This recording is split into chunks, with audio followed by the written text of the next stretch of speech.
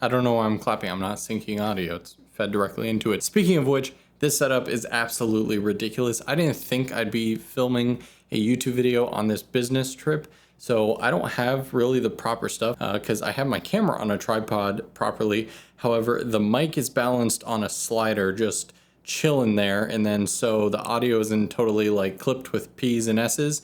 I have a part of the Rode blimp on the front just sitting there, and then my light, my key light, I don't have any light stands because we rented C stands, is just chilling on my other tripod, so hopefully that doesn't fall over, but the final image actually looks pretty decent. So give it up for MacGyvering camera setups. Now, right before we talk about this little guy and why it's my new favorite accessory, if you wouldn't mind just taking a brief moment to hit that subscribe button, I would appreciate it oh so much. Thank you. Moving on. Today's video wasn't really supposed to be a dedicated video. This company, Powervision, reached out to me and was like, hey, we want to sponsor a segment of one of your videos. And so we, talked about doing like a 1 to 2 minute little integration. But after using the Powervision S1 for the past like week or two, it needs a dedicated video. It is technically a phone gimbal, but if Swiss Army made a phone gimbal, I wish I brought one of the other phone gimbals that I usually travel around with. They do fold up and do get relatively compact, but they do not compare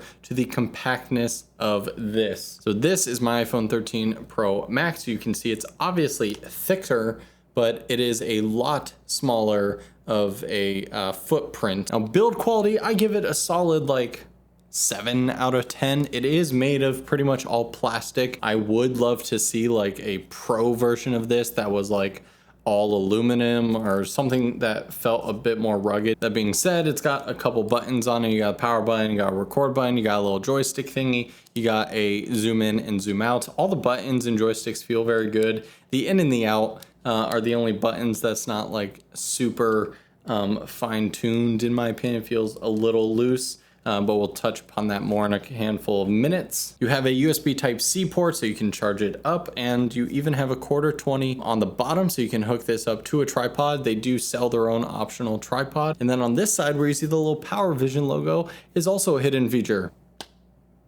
That's right, if you can see my low phone battery status up there.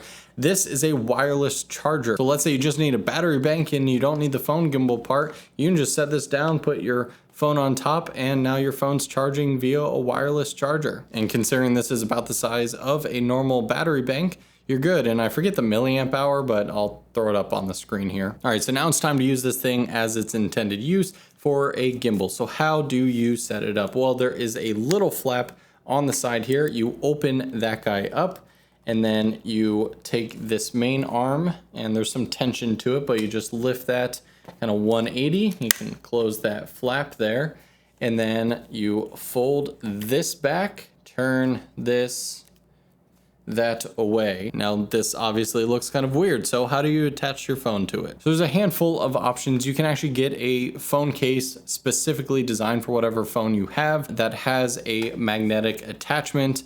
You can get just something that adhesives on the back to your phone that you can magnetically attach, or you can use kind of the universal phone clamp that just stretches. This is pretty typical, but why I love this setup so much is the fact that this is magnetic. And so you just attach your phone right there. It sits on like a magnet. To me, this is super genius. One, it is very strong. That phone is not coming off whatsoever. Unlike when you're shooting with a dedicated camera on a gimbal where you're like, okay, I'm gonna leave this camera on this gimbal for a while. This is still your phone. So in between filming whatever, you're using social media, you're calling, texting, whatever, you're using it as a phone. And so constantly having to like, take it off of a gimbal and like unhook it. A lot of times that's where drops can happen because things like spring out. You can just leave this little thing on the back. It doesn't ruin any part of the phone. It's super low profile. It's like just a little bit thicker than the actual camera bump. And when I want to grab a quick clip, it just magnetizes to the side. Turn on the gimbal, press the button for 3 seconds there. Now that you have it unfolded and it's all set up, ready to go, I do want to point out the biggest design flaw in my opinion, which this is kind of just like the cheapest feeling part of the entire gimbal, is this little door right here is held together by 2 magnets on the bottom side of here, and when they get close to those little screws, they kind of magnetize, and it does catch every time. It's not a very strong magnet, not a deal breaker, and again, you're always holding it closed, but just from like this feels very strong and sturdy, that is the weakest point. Just some feedback for you, Powervision. Now, when you're actually moving around the gimbal, you have your pretty typical follow motions here. It comes with kind of the standard PF mode equivalent. You can hold down the joystick and it'll go into that lock mode. And then of course you can use the joystick to manually move it. You can go down, that's the maximum you can go that way.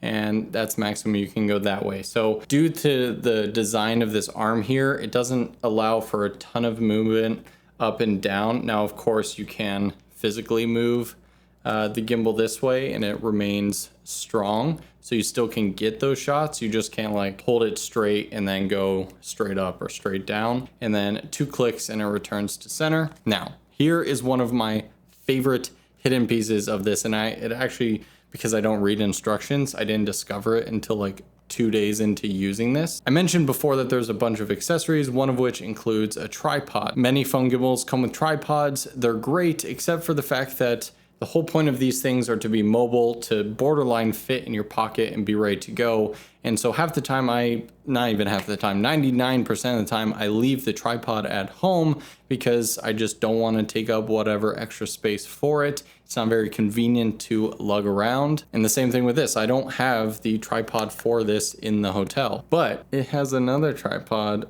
in here. That's right, straight up on the bottom. If I fold this out, and then I don't even think you can see it, but there's these 2 little nubs right here.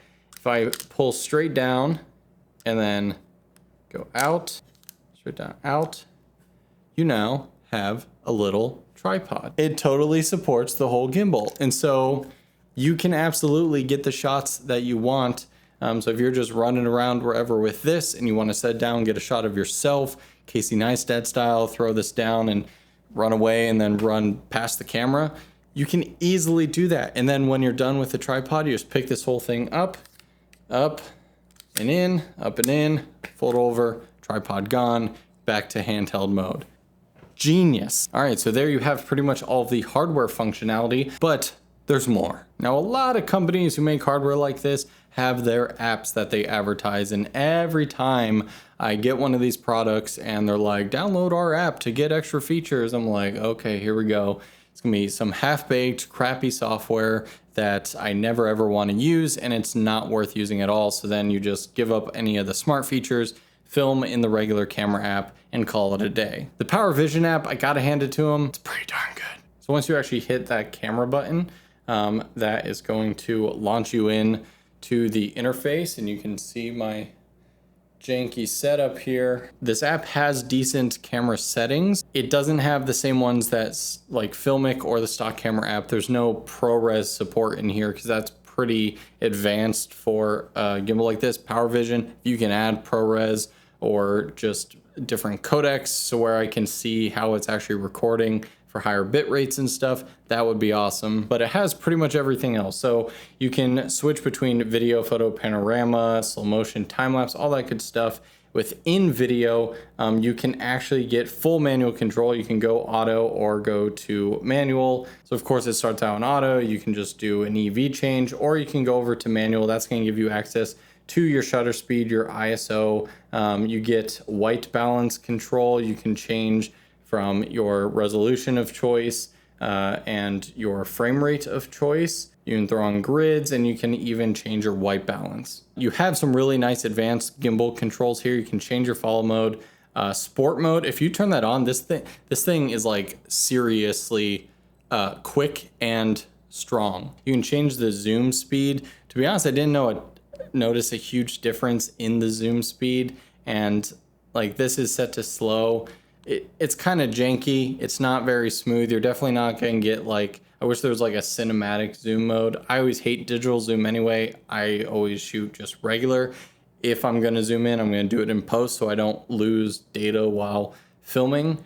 But zooms there if you want it. You can auto calibrate the gimbal, and then it does have a very simple horizon. Press this however much I want till my horizon's straight, hit complete. All right, so now let's get to the fun feature, and that is the AI smart tracking focus follow mode, or as they call it, power follow and AI tracking. Now again, this isn't a new feature. I've seen it on other gimbals, but the reason you've never heard me talk about it on those other gimbals is because I refused to make videos because they were just dumpster fire trash. They like never worked. The gestures just never did what they say they were gonna do. So there's a couple ways to activate the follow mode.